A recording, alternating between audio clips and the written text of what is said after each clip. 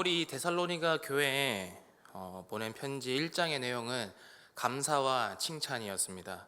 1장에서 데살로니가 교인들은 바울 무리와 예수의 본을 받은 자가 되었고, 또 믿음의 역사와 사랑의 수고와 소망의 인내로서 마게도냐와 아가야에 있는 모든 믿는 자들의 모범이 되었기 때문에 바울이 하나님께 감사를 드렸다는 것이 1장의 내용이었습니다. 그런데 오늘 우리가 읽은 2장은 조금 다른 내용으로 채워져 있습니다. 데살로니가 교인들을 대상으로 바울이 자신을 변호하고 있더라는 것이죠. 왜 그랬냐 하니 선동과 오해로 자신이 전한 복음이 위태로워질 수 있는 그런 상황을 맞이했기 때문입니다. 성도님들께서 아시는 것처럼 바울은 데살로니가에 오기 전 빌립보에서 많은 고난을 당했습니다. 옷이 찢기기도 하고 매맞기도 하고 감옥에 갇히게 되었죠. 그러고 온 곳이 데살로니가였습니다. 그런데 여기서도 바울은 환영받지 못했던 것입니다. 유대인들의 시기와 핍박으로 급하게 데살로니가를 떠나야만 했습니다. 목숨 걸고 복음을 전했는데 쫓겨다니고 도망다니는 그런 처지가 된 것입니다. 그러면 데살로니가에 남겨진 교인들은 어떻게 되겠습니까? 바울이 또 도망갔으면 데살로니가에 남겨진 교인들은 예수 그리스도의 복음을 바르게 가르쳐줄 사람을 또다시 잃어버리게 된 것입니다. 이때다 싶은 대적자들이 바울을 공격하기 시작합니다. 저 봐라, 사도라 하던 자가 이렇게 너희를 내버려두고 도망갔다. 바울이 전한 말들 그거 다 돈벌이 하려고 내뱉은 그런 말뿐이다.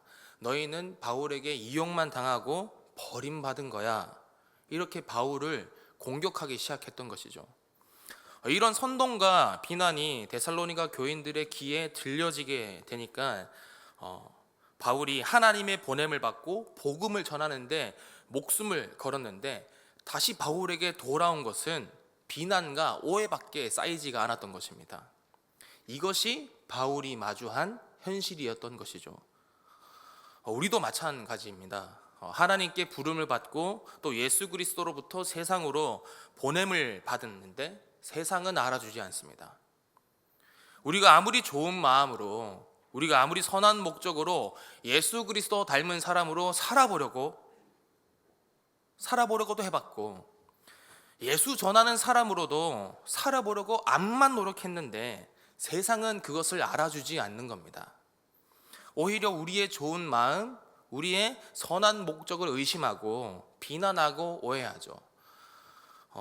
제가 사회생활을 성도님들만큼 많이 해본 것은 아니지만 잠깐의 시간 동안 일하면서 그래도 사람들 앞에서는 뭔가 예수 믿는 청년으로서의 바른 모습과 좋은 마음가짐을 보여줘야겠다, 그런 마음으로, 그런 태도로 살아야 하지 않을까라는 그런 부담감을 가지고 살았었습니다. 그래서 힘든 업무를 맡게 되더라도 거절하지 않고 잘은 못하지만 최선을 다해서 열심을 다해보려고도 해봤고, 능력이 닿는 범위 안에서 많이 도와드리려고도 해봤습니다. 그러다가 이제 제가 교회 이야기만 제 입에서 나오게 되면 윤군주 저것도 영업하려고 하네, 이런 소리를 저에게 많이 했습니다. 그러면서 제일 마지막에는 주 예수 그리스도 아멘 하면서 저에게 비아냥대고 저를 무안하게 했다는 것이죠. 이런 비난과 오해가 저를 향하고 있는 자리에서 제가 만약에 불끈해가지고 내가 바른 모습으로 살고 내가 좋은 마음가짐으로 살려 했던 것은 이게 맞고 내가 당신들보다 인격이 더 낮기 때문이야, 제가 이런 태도로 접근했다면 상황은 어떻게 됐을까요? 그 일터 안에 제가 아주 곤란한 입장으로 살아가게 되겠죠. 그런데 그것보다 더 심각한 것은 제가 믿는 예수 그리스도의 복음이 아주 위태로워질 것입니다. 아무도 제가 살아보려고 했던 예수의 모습에 관심을 가지지 않으려 할 것이고, 저거 봐, 예수 믿는다고 해놓고서 저 버릇없는 모습 좀 봐. 결국 욕먹는 것은, 욕되는 것은 제가 아니라 예수 그리스도가 된다는 것입니다. 이 비난과 오해를 받는 바울이 어떻게 대처했습니까? 사도로서 자기 명예를 회복하기 위해서 발악을 했습니까? 내가 너희 가운데 얼마나 많은 사람을 모으고 내가 얼마나 대단한 말씀을 전했는지 너희가 알지 않느냐, 이렇게 자기 자존심을 세웠습니까? 아니라는 것이죠. 바울이 자신을 변호하기 위해 가져온 정당함의 근거는 하나님을 기쁘시게 하는 것이었습니다. 나는 아첨하지 않았다. 나는 탐심의 탈도 쓰지 않았다. 내가 사람에게서 영광을 구하지 않았다. 나는 오직 우리 마음을 기쁘시게 하고자 하나님의 복음을 너희에게 전하여 노라 라고 이야기를 합니다. 세상 가운데서 예수 믿는 사람으로 살아가는 것 정말 어렵습니다. 복음을 전하는 사람으로 사는 것은 더더욱 어렵습니다. 오해를 받을 때도 있고 비난받을 때도 있고 또 때로는 비아냥대는 소리를 들을 때도 생긴다는 것이죠. 그러나 그 자리에서 우리가 가져야 할 마음은, 가져야 할 태도는 내 마음을 감찰하시는 하나님을 의식하며 하나님을 기쁘시게 하려는 그 중심이라는 것을 믿으시는 저와 여러분이 되시기를 소망합니다. 이제 다 함께 1절을 함께 읽어보겠습니다. 오늘 말씀 1절 함께 읽어보겠습니다. 형제들아, 우리가 너희 가운데 들어간 것이 헛되지 않은 줄을 너희가 친히 아나니. 여기까지 읽겠습니다. 바울이 지금 무엇에 호소하고 있습니까? 너희가 알고 있지 않느냐라고 경험에 호소하고 있는 것입니다. 데살로니가 성도들이 보아왔던 그 경험에 대해서 호소하고 있는 것입니다. 그 성도들이, 데살로니가 교인들이 무엇을 보았습니까? 2절을 보시면 바울이 복음을 전하다가 빌립보에서 고난과 능욕을 당한 것을 너희가 보고 알고 있지 않느냐라는 것입니다. 바울이 받은 오해 중에 가장 큰 것이 무엇이었냐면 바울 저놈이 뱉은 말들 다 너희한테서 돈 받아내려고, 너희한테서 돈 뜯어내려고 하는 말이야. 그런데 봐라, 저놈 지금 너희를 버리고 도망갔지 않냐. 바울은 지금 이 선동꾼들에게 어떤 취급을 받고 있냐면 사기꾼 취급을 받고 있는 것입니다. 사기꾼이 언제 도망칩니까? 이득이 없으면, 손해를 볼 것 같으면 그때 도망갑니다. 그런데 바울은 빌립보에서 고난과 능욕을 당했습니다.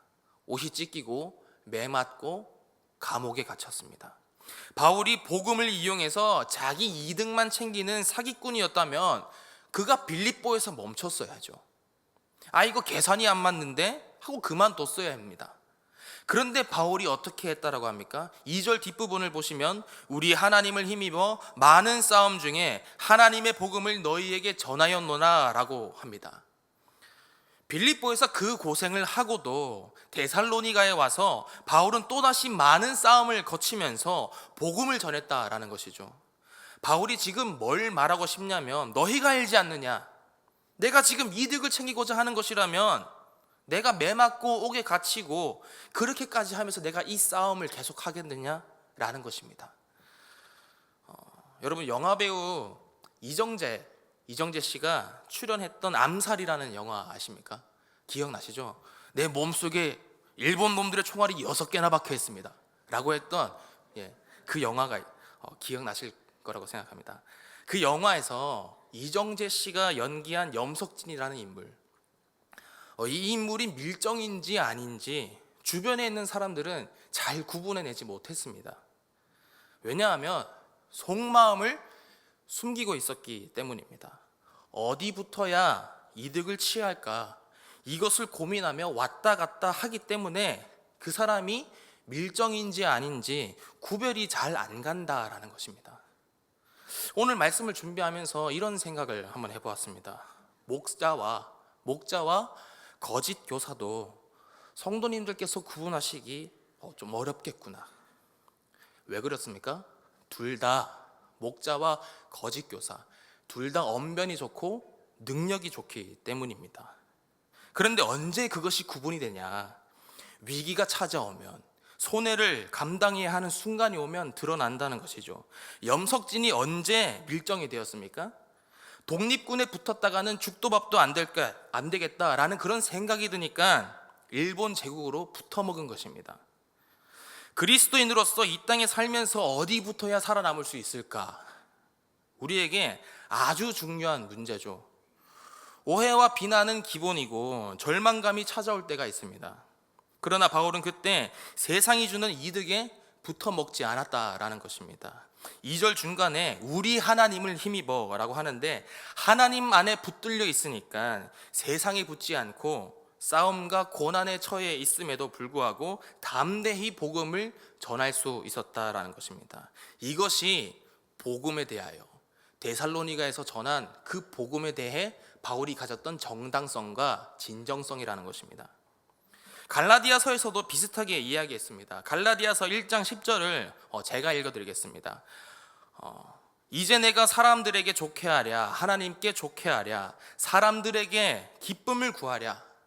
내가 지금 사람들의 기쁨을 구하였다면 하나님의 종이 아니니라.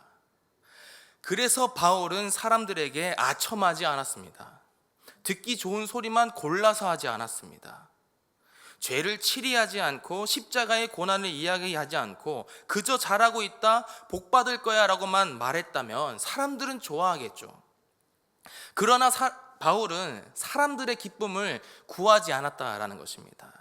한 사람을 하나님이 원하시는 성도로 세우기 위해서, 하나님을 기쁘시게 해드리기 위해서 때로는 지적하고 십자가의 당연한 고난을 그들에게 요구했다라는 것이죠.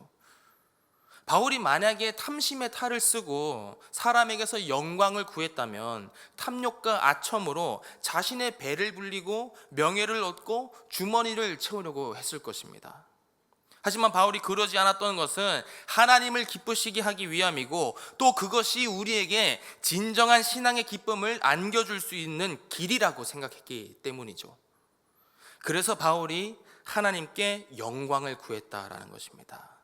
4절을 보시면 오직 하나님께 옳게 여기심을 입어라고 합니다. 여기서 옳게 여기심을 입는다라는 말은 어디서 시작됐냐, 어디에서 근원이 됐냐라며 재련하다라는 말에서 왔다는 것입니다.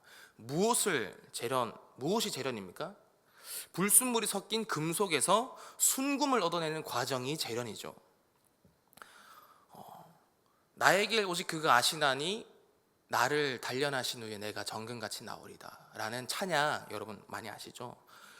구약의 욥이 했던 대사를 찬양의 음계를 집어넣어서 부르는 그런 찬양인데, 구약의 욥이 인생 가운데 이해되지 않는 고난이 찾아오자 하나님께 이렇게 따집니다.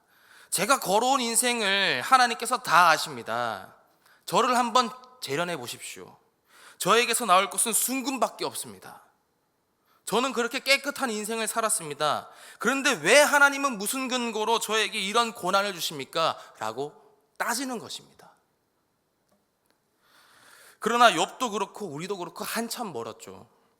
우리가 하나님께 옳게 여기심을 받고 영광을 받기 위해서 이렇게 고난이 있는, 아픔이 있는 재련의 과정이 우리에게 필요하다라는 것입니다. 바울이 누구입니까? 예수를 박해하던 바리새인이었습니다. 유대법으로는 흠이 없는 사람입니다. 또 헬라적으로 보면은 헬라 철학에 통달한 사람이고, 또 유대적으로 유대 율법에 통달한 사람입니다. 아주 의롭고 자랑이 넘치는 그런 순군 같은 사람이었습니다. 그런데 그거 다 버리도록 하나님께서 바울을 재련하셨다라는 것이죠. 바울은 그 과정을 거치고 하나님께 인정받고 옳게 여기심을 입은 것을 자신의 영광으로 여겼습니다. 그러니 하나님께서 바울에게 그 과정을 거친 바울에게 무엇을 맡기겠습니까? 복음을 맡겼다라는 것입니다. 바울은 지금 자신이 전하고 있는 복음이 자기 게 아니라는 것을 알고 있어요. 자신에게서 나온 것이 아니라고 알고 있습니다. 하나님께서 맡기신 사명이라고 생각했습니다. 주인이 하나님이신데, 주인이 감찰하고 계시는데 어떻게 그 복음을 팔아서 나의 탐심을 채우겠느냐? 어떻게 내가 그 복음으로 사람에게 영광을 내가 구하겠느냐? 그런데 우리는 복음을 조금 안다고 해서 그것이 내 것인 줄 압니다. 복음을 전할 때, 말씀을 기억할 때 내 거라고 생각하니까 어떻게 하냐면 자꾸만 내 입맛대로 바꾸려고 한다는 겁니다.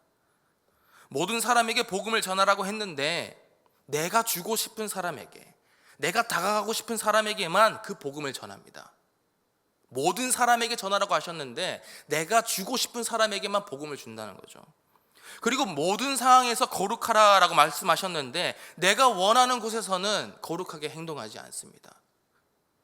그러면서 스스로 영광스럽게 여기고 욥처럼 자기의 의로움을 주장한다는 것입니다. 그러나 우리에게 있는 이 복음은 우리의 것이 아닙니다. 하나님께 위탁받은 것입니다. 우리는 다 맡은 자일 뿐이고 그것의 주인은 하나님이십니다. 그래서 그 하나님은 우리가 그 복음으로 하나님을 기쁘시게 하는지, 아니면 사람을 기쁘시게 하는지, 아니면 나 자신을 기쁘게 하는지 감찰하신다라는 것이죠. 하나님께서 감찰하신다고 하니 우리 안에 두 가지 마음이 듭니다. 하나는 두려움이고 하나는 위로라는 것이죠. 우리가 하나님을 속이려 든다면 감찰하신다는 이 말씀이 굉장히 두렵게 느껴질 것입니다. 아첨과 탐욕과 사람에게서 영광을 구하는 것을 하나님께서 다 보고 계시기 때문이죠. 그러나 반대로 우리가 진심으로 하나님을 기쁘시게 하기 위해서 그리스도인으로 살아가고 또 예수 믿는 마음으로 살아갈 때, 예수 그리스도의 모습으로 살아갈 때 세상은 알아주지 않더라도 오해하고 비난할지라도 하나님이 보고 계신다라는 그 사실 때문에 우리는 위로를 얻습니다. 하나님은 이 말씀을 통해서 우리에게 신앙은 말이다, 내 앞에서 내 시선을 의식하며 네 마음의 중심을 드리는 싸움이다 라고 우리에게 이것을 가르쳐 주고 계십니다. 오늘 우리가 그리스도인으로서의 영향력을 잃고 교회가 선한 영향력을 잃었다면 그것은 사람을 기쁘게 하는 길을 선택했기 때문입니다. 아첨의 말을 하고 하나님이 주시는 영광보다 세상에서 주는 영광을 자랑하려는 그 탐심을 우리가 선택했기 때문이라는 것이죠. 사랑하는 성도 여러분, 그리스도인으로서 사는 데에 있어서, 복음을 전하는 데에 있어서 사람의 눈길은 중요하지 않습니다. 재련하시고 감찰하시는 하나님을 보셔야 합니다.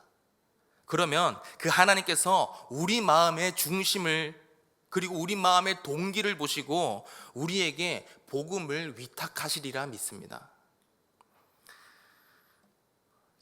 그래서 이제 하나님을 기쁘시게 하는 그 중심과 동기를 가진 사람의 삶의 태도는 어떻게 되냐?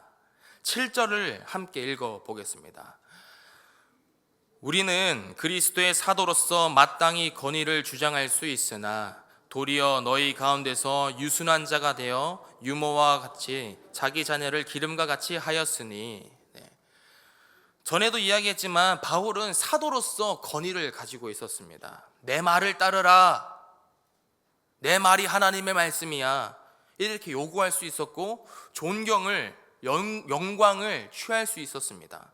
그런데 바울이 뭐라고 이야기합니까? 나는 그 권위를 주장하지 않고 너희 가운데서 유순한 자가 되었다라고 말합니다. 누구를 닮은 모습입니까? 너희 가운데서 유순한 자가 되었다, 온유한 자가 되었다. 누구를 닮은 모습이죠? 하늘 보좌를 버리고 이 땅으로 내려오신 예수 그리스도의 모습입니다.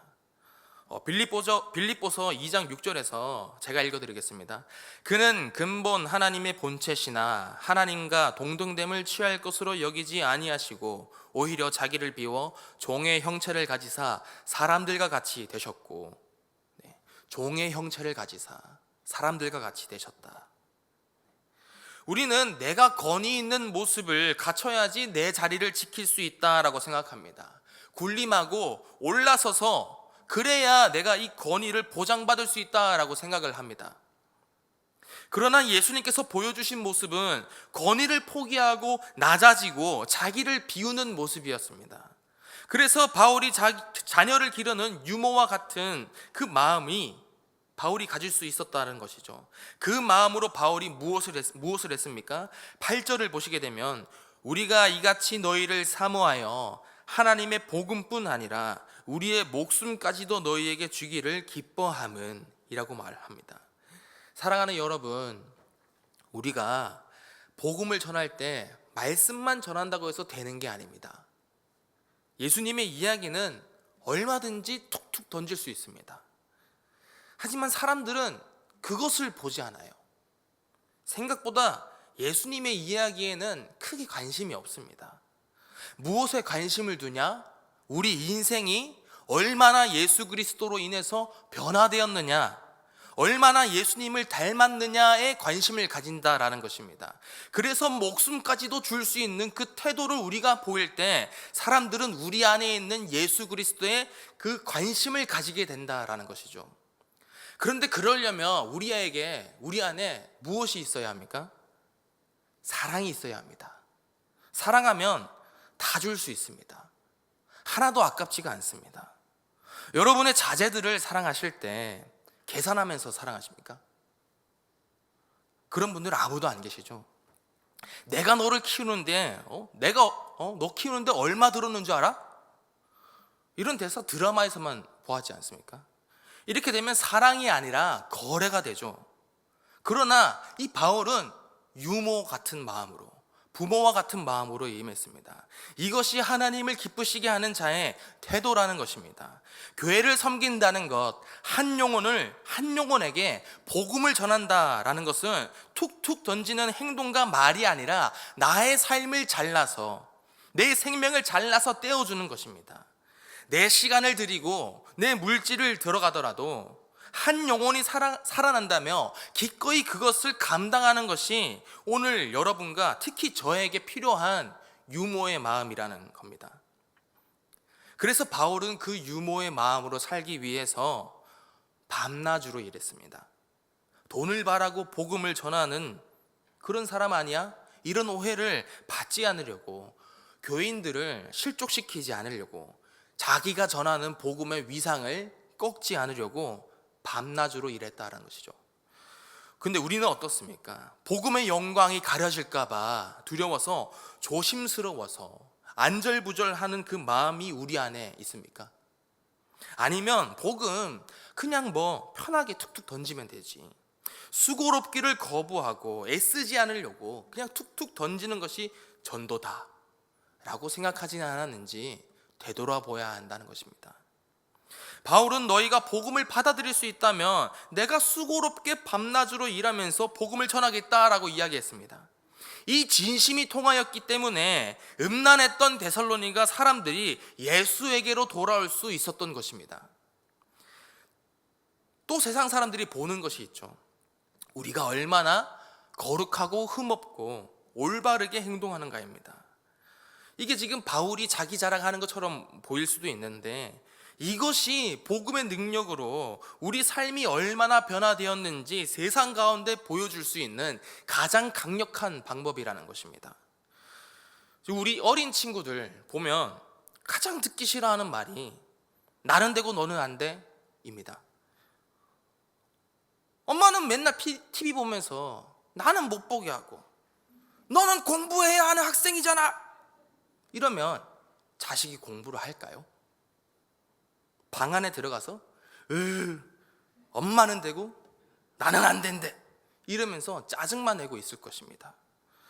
뭔가를 가르쳐 줄 때, 어떤 행동을 요구할 때 가장 중요한 것은 말도 중요하지만 더 중요한 건 모습입니다. 제가 유초동부를 맡았을 때 한 어머니 집사님께서 이런 말씀을 하셨습니다. 우리 집 애들은 집에 오면 책만 봐요. 우리 집엔 TV가 없어요. 제가 앉아서 먼저 공부하는 모습 보여주니까 애들도 공부하던데요. 신앙교육도 마찬가지라는 겁니다. 목회자가, 리더가, 부모가 먼저 믿는 사람으로서 합당한 삶의 모습을 보여주면 따르고 싶은 마음이 마음속에 들기 마련이죠. 그런데 그런 모습을 보여주지 않으면 아무리 맞는 말이라고 해도 따라가고 싶은 마음이 안 드는 게 사실입니다. 그래서 바울이 이렇게 이야기하는 겁니다. 너희가 나의 증인이다.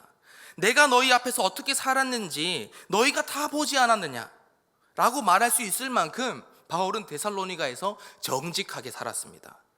이것이 복음에 대해서 바울이 자신이 가진 정당성과 권위를 입증할 수 있는 모습이 된 것입니다. 아버지의 모습으로도 마찬가지죠. 권면하고 위로하고 경계하노니라고 합니다. 듣기 좋은 아첨으로는 사람을 성도로 변화시킬 수가 없습니다. 아버지처럼 혼내기도 하고 때로는 응원하기도 하고 경고를 주기도 해야 사람이 성도로 바로 선다라는 것입니다. 그렇다면 이 바울이 눈물도 없을 것 같은 이 바울이 부모됨을 자처하면서까지 이렇게 하는 목적이 무엇이냐? 12절에 나옵니다. 함께 읽겠습니다. 이는 너희를 부르사 자기 나라와 영광에 이르게 하시는 하나님께 합당히 행하게 하려 함이라. 바울의 목표는 한 영혼을 하나님께 합당한 사람으로 세우는 것이었습니다. 그런데 하나님께서 우리를 어디까지 이르게 하신다고 합니까? 하나님의 나라와 영광에 이르도록, 하나님의 나라와 하나님이 주시는 그 영광에 어울리는 그 수준에 맞는 사람으로 세운다라는 것입니다. 그래서 바울은 너희가 하나님의 백성답게 그 영광스러운 나라에 어울리는 사람으로 성장하는 것을 보기 위해서 내가 기꺼이 유모가 되고 너희 가운데 내가 아버지가 되겠다라고 말하는 것입니다. 사랑하는 성도 여러분, 오늘 우리는 어떤 태도로 살고 계십니까? 권위를 주장하거나 내 영광을 주장하고 계셨습니까? 아니면 희생과 섬김으로 부모의 마음으로 세상 가운데 살고 계셨습니까? 하나님을 기쁘시게 하는 사람은 낮아집니다. 자기를 비우고 포기할 줄 압니다. 한 영혼을 사랑하기 때문이고 그 사람을 성도로 세워주기 위함입니다. 이 태도가 우리 가운데 있기를 간절히 소망합니다. 자, 그렇다면 이제 우리가 이 바울처럼 권리를 포기하고 유모와 아버지의 심정으로 복음을 전하는 일에 성실히 임했을 때 어떤 일이 일어나느냐? 13절을 보시면 우리 가운데 하나님께 끊임없이 감사하는 마음이 생겨난다는 것입니다. 무엇 때문에 그렇습니까? 너희가 우리에게 들은 바 하나님의 말씀을 받을 때 사람의 말로 받지 아니하고 하나님의 말씀으로 받기 때문이라는 것이죠.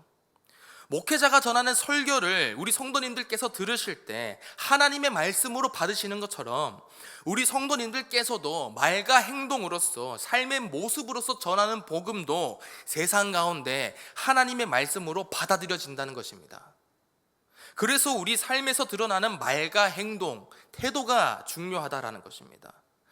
바울이 하나님의 말씀을 전할 때 데살로니가 교인들은 그것을 사람의 말이 아닌 하나님의 말씀으로 받아들였습니다. 이것이 영접이죠. 이 영접의 결과가 무엇입니까? 13절의 끝부분을 보시면 이 말씀이 또한 너희 믿는 자 가운데서 역사하느니라 라고 합니다.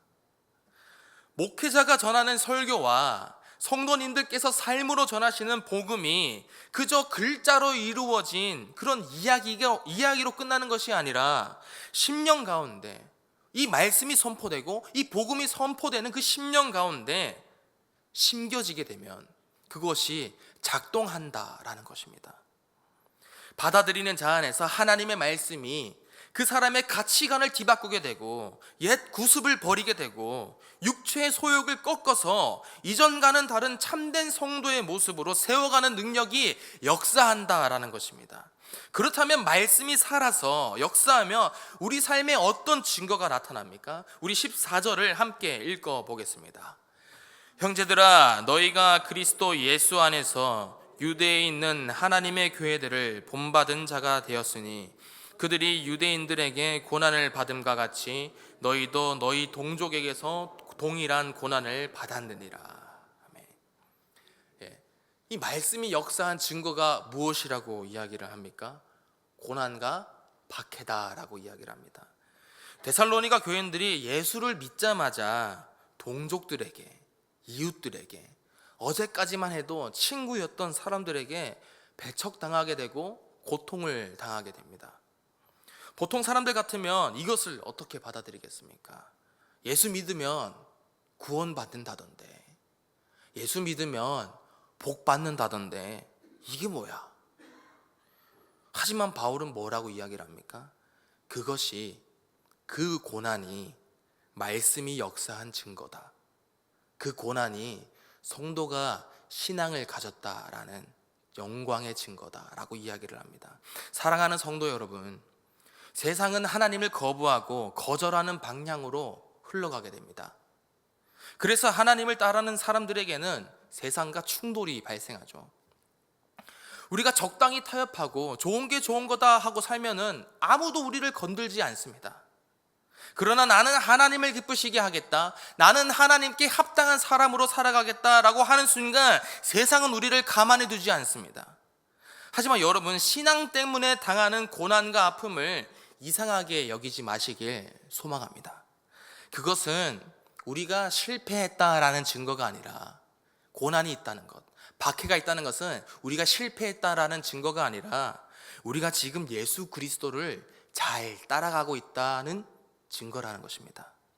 반면에 하나님을 대적하는 자들은 어떻습니까? 주 예수와 선지자들을 죽이고 사도들을 쫓아내었습니다. 하나님을 기쁘시게 하지 않고 모든 사람의 대적이 되었습니다. 박해하던 유대인들은 그리스도를 믿는 성도를 박해하는 것이 하나님을 잘 섬기는 일이라고 생각을 했겠죠. 그러나 그들의 방향은 하나님을 거스르는 것이었습니다. 이방인들에게 복음이 전해지는 것을 막은 것이죠. 이것이 죄라는 겁니다. 나만 안 믿고 나만 안 따르는 게 아니라 다른 사람도 그렇게 되도록 막아버리는 것, 이게 죄라는 겁니다. 바울은 그래서 그들이 마주할 결말에 대해서 무엇이라 이야기를 합니까? 16절을 보시면 노하심이 끝까지 그들에게 임하였느니라 라고 말합니다. 사랑하는 성도 여러분, 한쪽은 고난을 당하지만 말씀이 역사하고 하나님께 옳게 여기심을 받는 사람들이 있습니다. 다른 한쪽에는 힘이 있고 권세가 있어 보이고 권위가 있어 보이지만 하나님을 기쁘시게 하지 못하고 결국 진노 아래에 놓이게 된 사람들이 있습니다. 누가 승리한 것 같습니까? 말씀을 받고 하나님을 기쁘시게 하는 중심이 있는 자들에게 최종 승리가 있다라는 것이죠. 이제 말씀을 맺겠습니다. 바울이 오해와 비난 속에서도 변명하거나 분을 내지 않았습니다. 사람의 영광을 구하지도 않았습니다.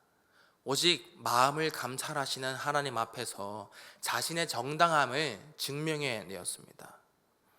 사도의 권리를 포기하고 유모와 아버지처럼 목숨까지 줄 각오로 성도들을 섬겼습니다. 그리고 그 결과는 말씀이 역사하여 믿는 자들이 생기고 교회가 세워진다는 것입니다. 사랑하는 성도 여러분, 이 모든 일의 목적이 무엇입니까?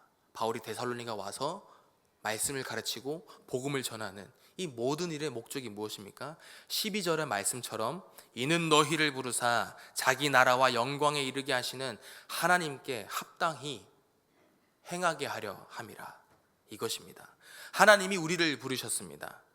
창세전부터 우리를 아셨고 창세전부터 우리를 지명하여서 자기 나라와 영광의 자리로 우리를 부르셨습니다. 그 나라와 하나님의 나라와 하나님이 주시는 영광에 어울리는 걸맞는 수준의 사람으로 성도로 만드시기 위해서 이 고난을 우리에게 허락하시고 그 연단 재련의 과정을 우리에게 주시는 것입니다. 그러므로 하나님께 합당히 행하는 것은 우리 마음의 중심이 어디를 향하는가, 누구를 기쁘시게 하려는가 하는 방향의 문제입니다.